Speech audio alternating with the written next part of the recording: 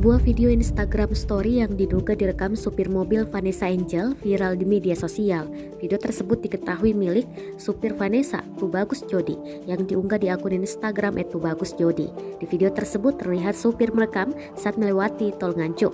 Sayangnya tak lama setelah kecelakaan tersebut, video itu sudah tak ada lagi di Instagram Story Tubagus Jody.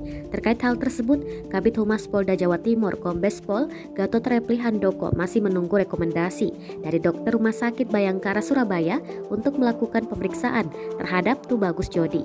Ia juga menegaskan bahwa penyidik akan menanyakan perihal supir yang bermain gawai dan membuat unggahan di Instastory sebelum terjadinya kecelakaan.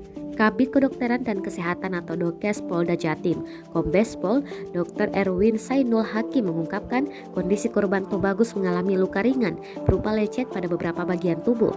Berdasarkan hasil rekap medis awal, Tubagus sempat mengalami kondisi syok pasca insiden akibat benturan yang terjadi pada saat kejadian. Oleh karena itu, Dr. Erwin mengatakan korban masih membutuhkan waktu untuk istirahat dalam rangka pemulihan kesehatan.